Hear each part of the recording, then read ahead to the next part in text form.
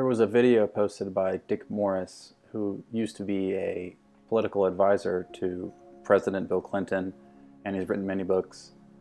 He's been on the stage for a while, speaking very wisely about certain topics that he has quote-unquote insider information about.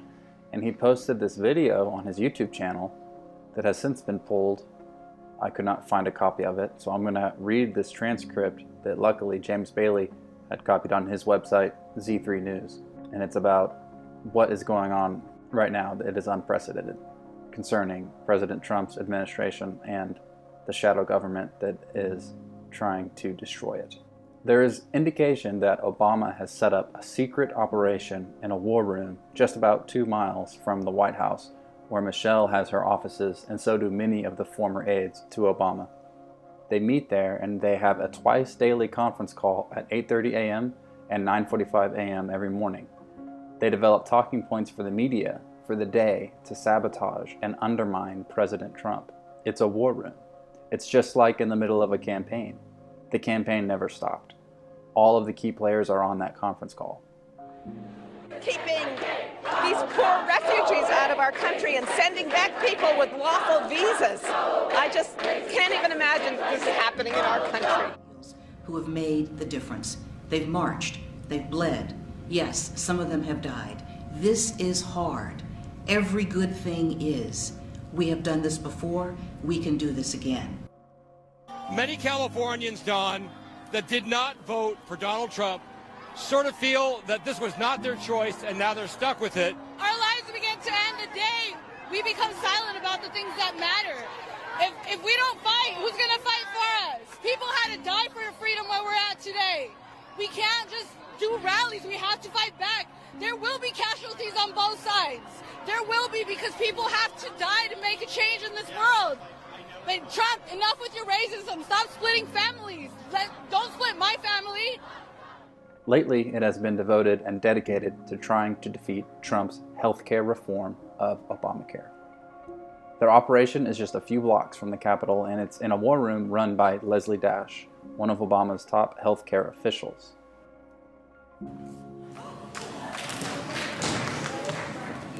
She's coordinating a nationwide anti-repeal campaign by liberal think tanks, local resistance groups, sympathetic governors, Medicaid insurance lobbyists, Democratic activists, pollsters, and academics. It was conceived in the hours after Trump was elected, and the group is called, quote, Protect Our Care. It's the heart of their effort to oppose the repeal of Obamacare. That's the overt part of their resistance.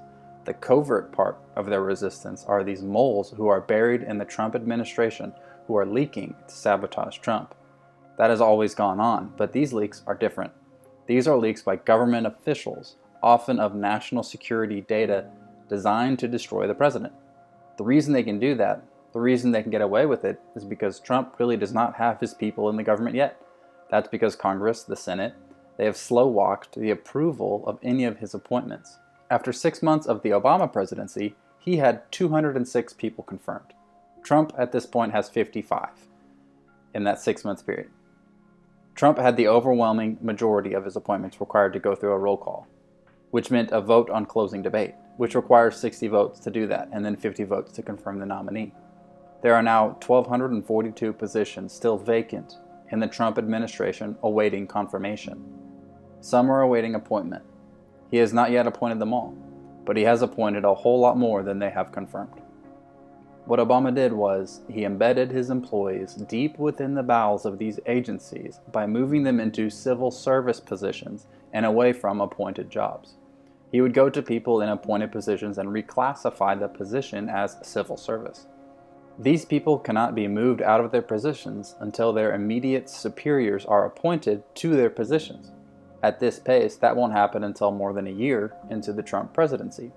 So a big part of this conspiracy by the Democrats is to slow walk and place obstacles in the way of the confirmation of the Trump appointees by demanding roll call votes, by demanding hearings, by placing all sorts of procedural obstacles there to slow walk these confirmations.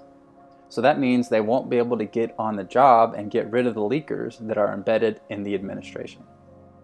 In the meantime, the sycophantic media picks up on the leaks and gives them incredible coverage, often blowing them out of proportion, and refuses to name who the leakers are. That conspiracy, directed by this operations room that I was talking about, this war room, is how they are trying to topple Donald Trump. The day after this video is posted, Mr. Morris appeared on New York AM 970's The Cat's Roundtable, and he went on to say, quote, "The main thing that is going on, though, in politics is really an attempt at a coup d'etat, which is essentially what this whole Russian stuff is. In fact, I call it the illusion of collusion. The whole Democratic Party is so taken up with the idea that Hillary Clinton lost the election because of collusion between Trump and Vladimir Putin. I think the whole thing has been cooked up in an effort to topple Trump from power. It amounts really to a coup d'etat between the intelligence community on the one hand and the media on the other." This is an effort to subvert the administration of President Donald Trump. It is nothing less. It is an effort by the deep state to roll over a duly elected president and a legitimate government and to break the will of the American people. This is no longer about Republicans and Democrats, conservatives and liberals. This is about a full-on assault by the left, the Democratic Party, to absolutely carry out a coup d'etat against President Trump, aided by the left-wing media. There's no the suggestion there's collusion between Trump and the Russians when we have absolute evidence of collusion between the Clinton Foundation, Secretary of State Clinton, and the Russians. I mean, this, my God, money. What does it take? I don't know what it takes, but we've had 125 deep state leaks in 126 days. Every one of them, I would say, needs to be investigated for being a felony.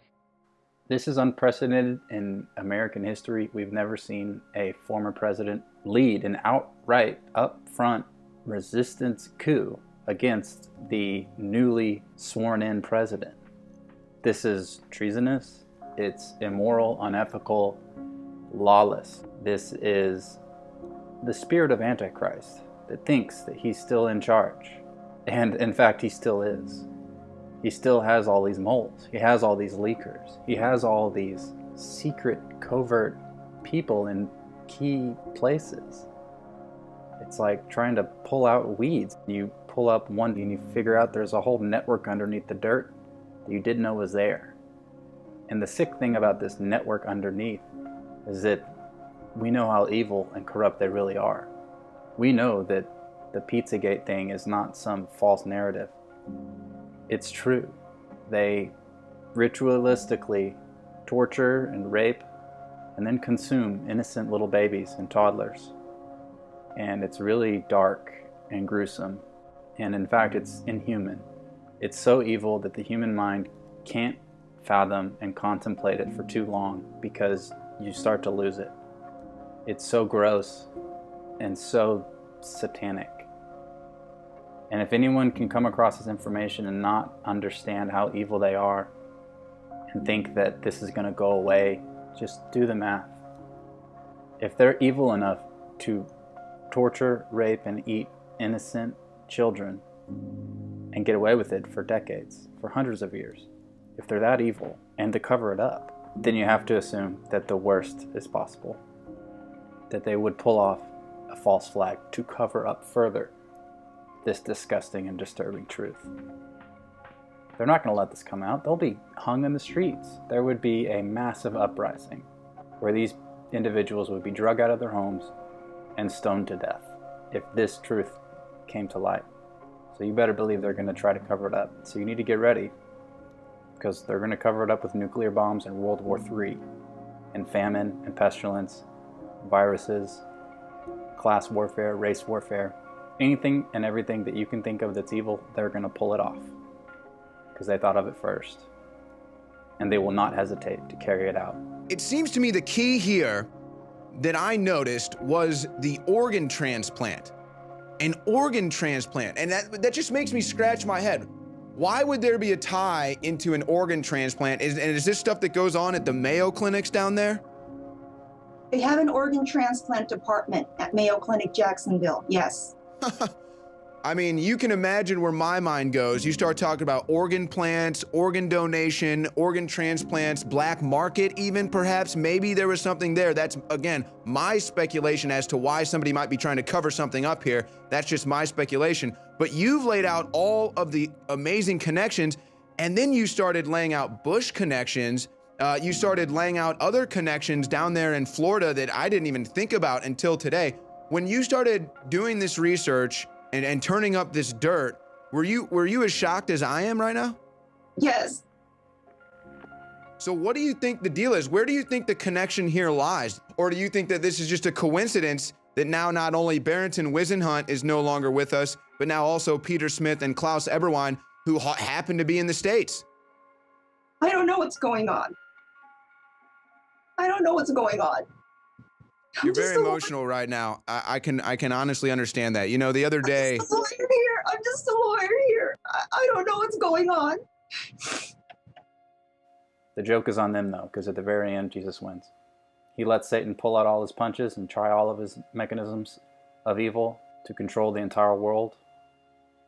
And he'll have his little rule, his little temporary rule, where he gets to set up the mark of the beast and have his massive military police state. But it's going to be short-lived. Jesus will win in the end. You need to put your faith in that king when he returns, because he's the King of Kings. He's really in charge of all of this.